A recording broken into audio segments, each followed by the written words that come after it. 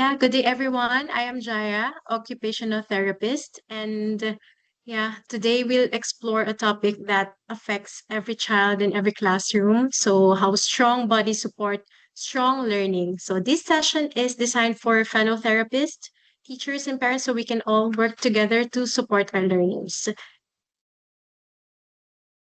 Children do not learn only with their brains, they learn with their bodies. So I want to start with this reminder. So movement is not separate from learning, it is part of learning. So here's what we'll cover today. First, we'll understand what gross motor skills are. Then we will look at research connecting movement and academic performance. Then we will identify classroom signs of motor challenges and we'll discuss the role of OT. And finally, we'll explore practical strategies for school and home. So, what are gross motor skills? So, gross motor skills involve the large muscles of the body to maintain posture, balance, and coordination. So, as Case Smith and O'Brien described, these skills support everyday activities, including learning tasks. So we have here such as running, skipping, jumping, everything like obstacle course. And as we can see here, so this child, so it's easy for him to do it, right? So climbing up and then just sliding down. So these skills or part of gross motor skills is a dynamic skills where the body moves from one place to another or changes position. But of course, it's not easy to do this kind of dynamic skills if we don't have the static skills. So static skills are movements or activities where the body stays in one place and maintains control. Okay, so such as standing, sitting, or balancing on one foot. So here we go now. What does this look like in school? So it's as easy as standing in line to get on the bus. Also, tabletop activities, writing, coloring, painting, as easy as eating, right? So during their lunch break, recess, snack time, and of course, their main occupation most likely is to play. So this one is the most fun of the day for them, especially in school. So gross motor skills are happening all day in school. It's not just in PE. So here we can see it's sitting, lining up, carrying materials, writing, reading, all these require postural control, balance, and coordination. So now we are here, the key components of gross motor skills. So first is muscle strength and endurance. Next is balance, bilateral coordination, motor planning, postural control, and sensory processing that supports movements. So let's start with muscle strength and endurance. So it helps with sitting posture and stamina to be able to sit upright and for prolonged period of time, because especially during classes, right? It takes them like 30 minutes to be able to support themselves and to sit upright. And for balance, we have the static and dynamic stability. So it's almost the same as like what we've mentioned earlier with the gross motor skills. We have static and dynamic balance. So this one, the static balance is staying balanced while the body is still. For example, standing on one foot, sitting upright at the desk, and standing in line. And next is the dynamic balance. So for the dynamic balance, staying balanced while the body is moving from one direction to another. Okay, so for example, is like walking on a balance beam, running, skipping, climbing, changing direction while playing. And then next is bilateral coordination. So here we have symmetrical coordination and asymmetrical coordination. So for symmetrical coordination, it's when both sides of the body do the same movement. So for example, are like clapping, jumping, or catching a ball with two hands. So both sides of the body work together doing the same action. Meanwhile, we have asymmetrical coordination it is when each side of the body does something different. So for example, when we are writing, we're using or holding the pencil with our dominant hand, and the other one is stabilizing the paper using your non-dominant hand. Same goes with cutting, same goes with buttoning your shirt, and those things. So next is a motor planning. It is for following routines and yeah, for planning out and carrying out movements. So it is motor planning, it's the brain's ability to figure out how to do the movement, what to do first, what to do next, and how to put all of the steps together. Next is the postural control. This one is the core stability. So here's the core. It is for sitting and the ability to focus as well. And lastly is the sensory processing. So with the sensory processing, it supports body awareness and self-regulation. So when any of these are weak, learning becomes harder as well. So what does research say regarding this one? So the study focus is for kindergarten-based motor skills training. So this shows, or the key findings are, children who improved in object control skills such as throwing, catching, ball play, they showed greater improvement in executive functions such as attention, working memory, self-control, and planning skills. So it means that greater motor improvement is equal to greater cognitive gains. And another research shows as well that the study is focused for with school age children and adolescents. So this time, these are the target audience for this one. And the research consistently shows that motor skills are linked to overall academic performance. So for gross motor skills, it shows positive links with overall academic performance and language skills. And the next is the fine motor skills that strongly relate to reading, writing, spelling, and math. And because movement builds the brain networks used for language, math, and learning. So this is the foundation of embodied cognition theory. So this is the idea that the body and brain learn together. So I think you're actually thinking like because here we can see it's more of a strong links with fine motor skills, right? So even though this study highlights fine motor skills, it's important to remember that fine motor skills depend on gross motor foundations. So children need strong core muscles, stable shoulders, good postural control before they can write, cut, or manipulate small objects efficiently and effectively. So when we strengthen the gross motor skills, we indirectly improve the fine motor performance. So which is why gross motor development supports academic skills like writing, reading, and math. And now here we go with classroom impact. So how gross motor weakness impacts the classroom?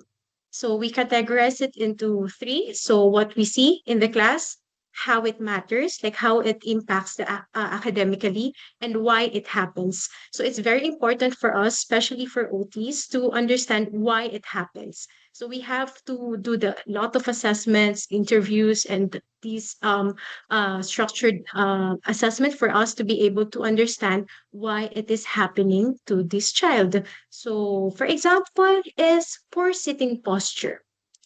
So here, like slouching, leaning, or head down. So, academic impact, reduced writing endurance, incomplete work. Which means incomplete work, right? So, messy or inconsistent handwriting, difficulty sustaining attention during tasks. So, as for this one, when we try it ourselves, so for example, we try to slouch. We can just try it now. While you're looking at me, you're listening to the lesson, you try to slouch, just slouch. It's actually hard, right? I mean, For me, it's actually hard to breathe. So my main priority is for me to breathe. So just this is just one example of this. So that's why it affects a lot with academic skills. So the possible underlying factors for these are decreased core strength, poor postural control, and low muscle tone. So these are the difficulty that the child is experiencing. That's why we can see poor sitting posture in the class. And here, next is the frequent fidgeting and movement seeking. Here, academic impact, difficulty staying on task, difficulty with attention and focus, disruptions during learning activities. So here we can see possible underlying factors are poor postural stability, low endurance for static positions, or poor body awareness. So as we can see here, is fidgeting is not misbehavior. It's often a sign of poor postural stability or low endurance for sitting. So these children are working hard just to stay upright. So for example, even just for us, so we're just 13 minutes away from like when we started. So but when we reached that probably 15-20 minutes, we can see ourselves or we can observe ourselves like fidgeting, trying our best to stay focused on this task or this lesson. So it's the same as when the child is inside the class as well. So we can see them fidgeting from time to time, trying to navigate their body on the chair, So this kind of things affects a lot with academic skills. Here and then next is what we see clumsy movement, like bumping into people or objects. So actually, this one makes me sad because a lot of children working with as when they go to our therapy session, sometimes they will ask or they will tell us that they have a bruise, and then you can see them a lot of wounds, so anywhere, like any part of their body, and then when you try to ask them where it came from, and sometimes they really don't know what's the answer for that one. So yeah, it affects academically by because it's difficult for them to navigate classroom routines safely. They avoid group or physical activities because they don't have that confidence to participate, because they know every time that they're trying to participate, it might probably leads them to, hurting their body, or they will have another bruise or wounds again. So, this one makes me sad for this kind of gross motor weaknesses. So possible underlying factors: poor body awareness, decreased coordination, and motor planning difficulties. So sometimes the reason they don't know as well why they or where they did get those wounds or bruises is because of the body awareness. Like they actually don't know, or at that time it happened, probably it doesn't hurt that much for them. So they don't feel that kind of pain. That's why they don't remember. And then, yeah, for decreased coordination. So as you can see, sometimes they're trying to climb and play with their peers or classmates during PE time or playground time. And then one thing you can just observe, they tripped, they fell down. So this affects them academically and as well as with socially and play skills. Next is slow, awkward transitions.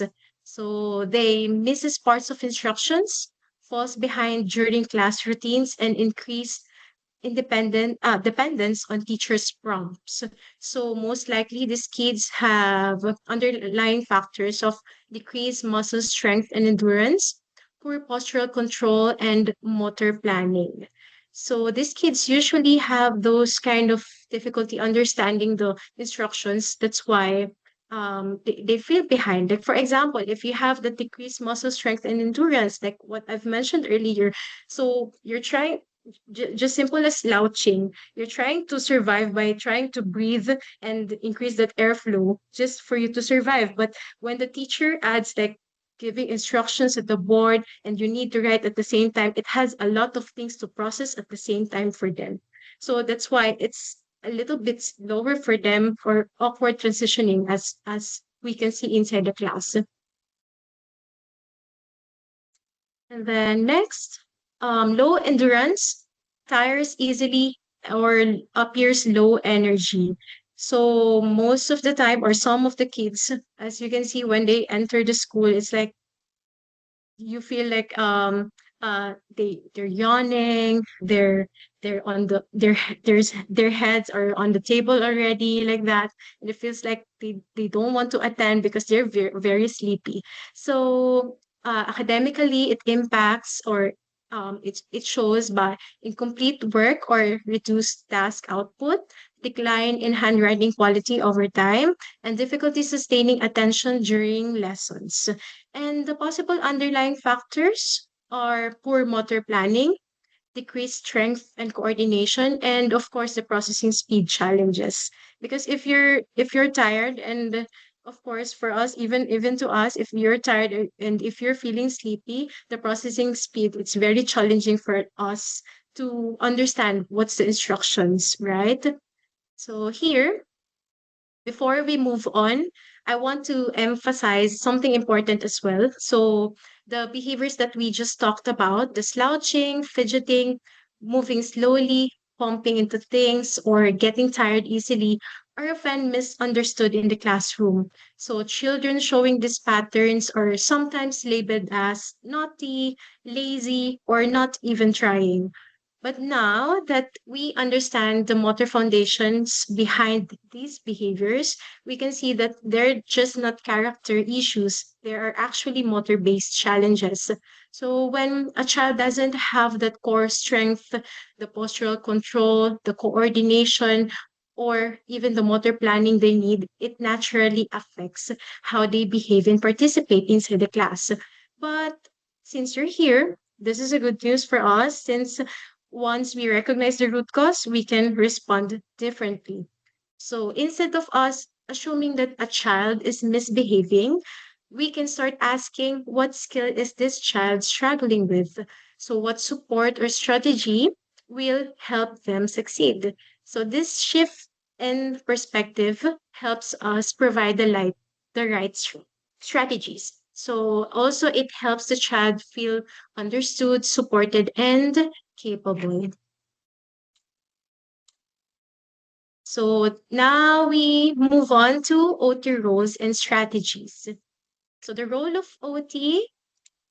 So as OTs, our role is to assess underlying motor and sensory needs, identify how these affect classroom performance, and provide targeted intervention. We build the core strength, improve coordination, support self-regulation, and develop fine motor skills. So we also collaborate with teachers, parents to ensure consistency across environments. So what do we do in OT? So first, we build core strength and posture. So the use of vestibular or yoga ball. So as we can see, during our OT session, it's the yoga ball for me, it's we can do a lot of things with this one alone. So we can do, for example, for this one, we can do wheelbarrow task to improve core strength, shoulder and hand stability, and strength, which then improve posture, improve the handwriting, the fine motor skills, and then next, improve body awareness. So we can do it through dancing, movement exercises, yoga or slow-paced movement tasks. And also while dancing, we can see ourselves looking at the mirror so that it adds like improvement of body awareness. Like we can see ourselves, there's a visual feedback immediately, and the kids really love it. So yeah, most of them, they love dancing. So we can incorporate it during OT, improve balance and coordination through balancing tasks like using the bosu balls, balance beams. So while, for example, here, standing on one foot while doing like target shooting or anything to improve other skills as well.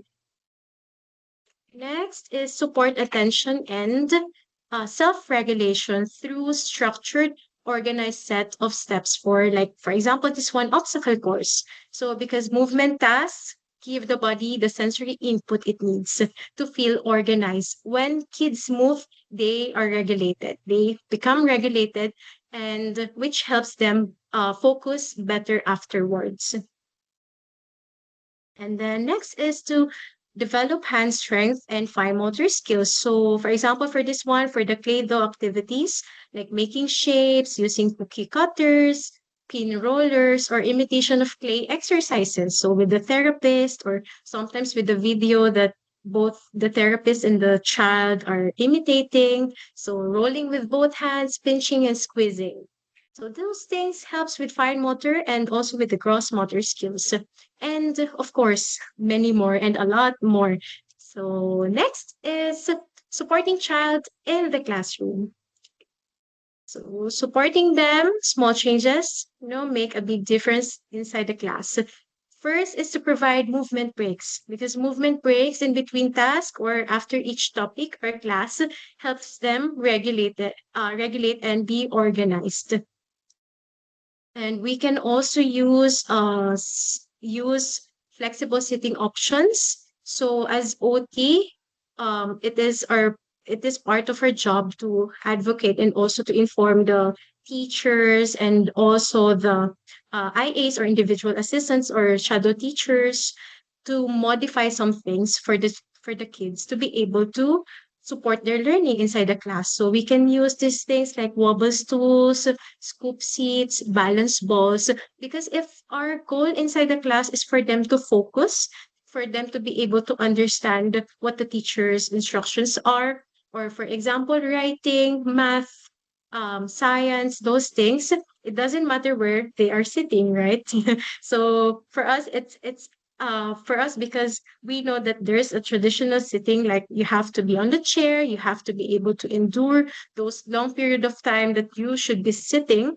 But for other kids, it's not the same, right? So each child is unique. One can learn while seated for like 30 minutes, but the others need the constant stimulation to be able to regulate and to attend to tasks. So if the goal is for the child to be able to understand what the class is about, we can provide and modify flexible sitting. So it helps them learn better. And then next is encourage good sitting posture. So with a good sitting posture, by reminding students to keep their feet flat on the floor, back supported, and shoulders relaxed. So because if a stable posture, this helps them focus better and write with more control. Next, of course, is to incorporate movement into learning. So these strategies help children stay regulated and engaged.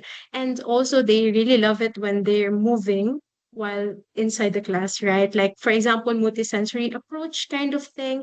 Like, instead of just asking them directly, what number is this? Maybe you can make it into something moving, like you have your answer should be like what number is this? It should be three is the answer. So instead of just saying three, they should be jumping three times or they should be clapping three times. So with this kind of approach, it helps them understand the topic better.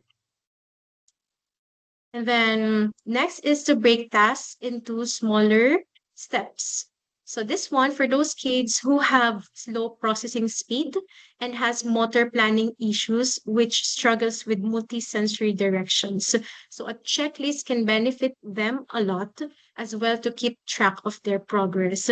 Most of kids, they love checklists because they can anticipate what is next. And also they love it when sometimes when we put the rewards after and they can easily see it and they can keep track like, oh, I know I checked this one, so it means I'm finished, so I'm actually near or next to that kind of reward. So this is this is something that they really like during session or even inside the classrooms. And lastly, give extra time for written and reading tasks. So some children need more time to process information and organize their movements. So when we allow that space, we support their independence and reduce pressure, helping them complete tasks more successfully. And now we move on to supporting child at home.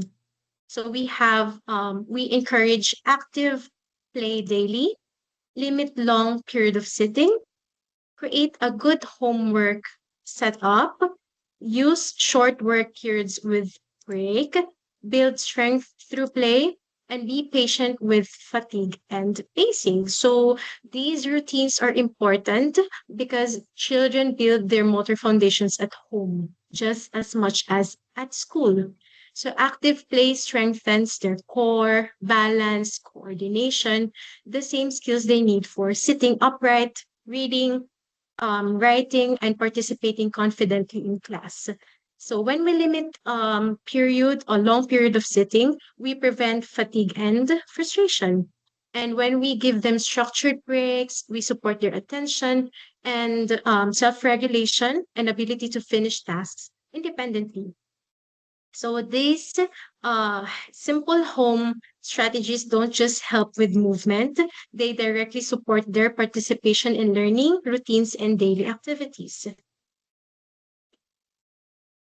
So, which means we conclude that strong bodies is equal to strong learners.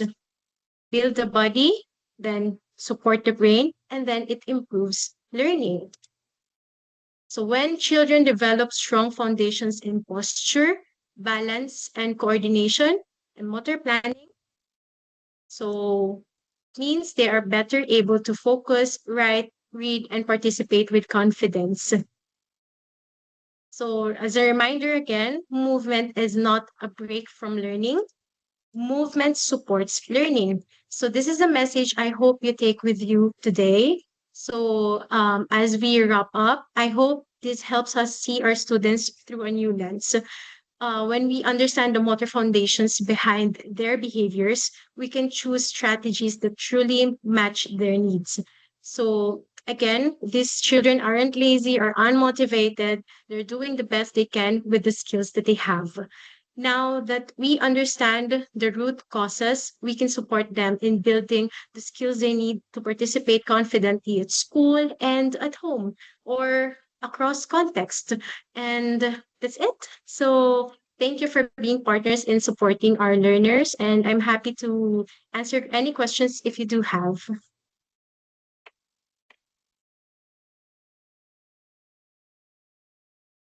there. Also the references for all the mentioned here.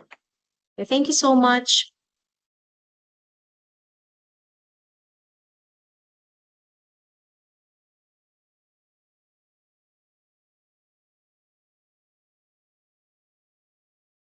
You can chat or you can open the mic if you do have any questions.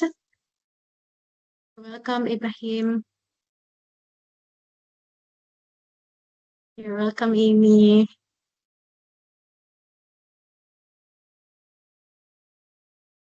Thank you so much, Jaya. This Hi, was really I have a informative. question, Jaya. Yes, Sorry. sure. No, Hardy? yes, Okay. yes. So, as a parent, no, as a therapist, I mean, as a therapist, so what do we need to explain to say to the parents that those who are asking, like, what's the difference of going to an OT, doing some movement, and then going to some play area, doing some movement? So, this is just a question for a parent. So, what will be the difference of doing OT and going to a play area or park? Okay. For me, I would be giving for me if the parent asks this one, I would suggest for I would say that play therapy also complements with OT, but as OT we are professional on finding the root cause, what's the difficulty or why the child has challenges in terms of this kind of for example academic tasks or academic skills. So aside from learning as well with play or with going to the playground itself, we also know as an OT what other things that affects the child. So or the challenges that the child are experiencing at the moment. So we are not just assessing the gross motor part, we are also assessing the sensory part, the executive functions, and other those skills that we are expert about. So I think those are the things that I can explain to the parent. But I would say that I would recommend them to have like play intervention as well, because I know, and for me it is important, or it is beneficial for the child as well. So we just complement with each other. Does that answer the question? Yeah, because mostly the parents will have this thinking, like, what's the difference of Mhm. doing an OT and then going to the we're bringing us them to the park or to the play area. So that is actually a Okay. good. Yeah, mostly the Okay, okay. parents. Yeah, Actually, this is a okay. So I question from. So they will be enlightened. The parents will be enlightened okay, also. okay, okay, okay. Yeah. So with the parents, we actually, as an OT, we encourage you to send them to playgrounds to be able to improve their gross motor skills, their play skills, their social skills, not just the gross motor skills per se. So, as OT, we recommend that very much, a lot actually. So, with playground, play groups, yeah, Thank you. you're welcome. Do we have more questions or another question?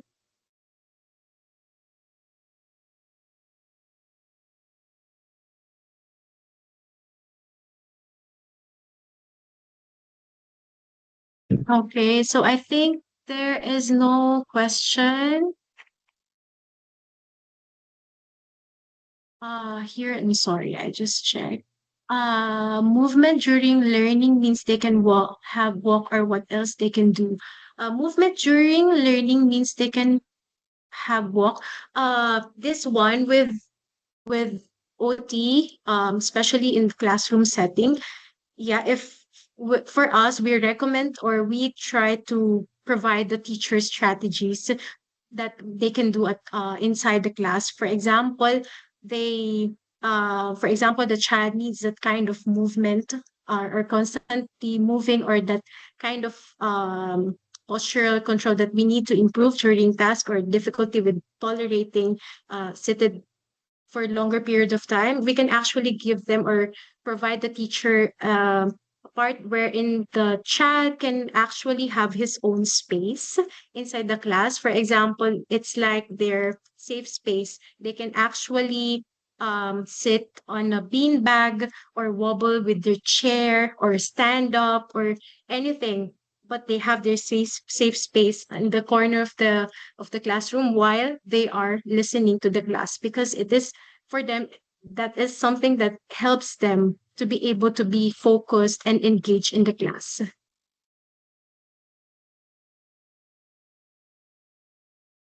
Uh, okay. Okay, thank you, Gitanjali.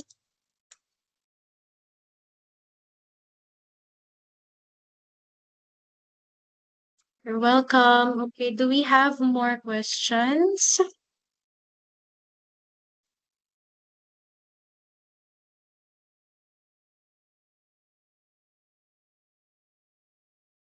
I think we don't have any questions, but if you do have, especially for the parents, we can send a message to our admin team, and they can forward it to me, and I can directly message it to you.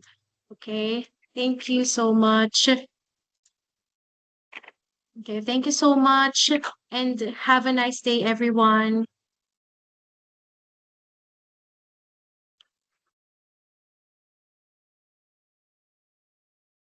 Okay, thank you.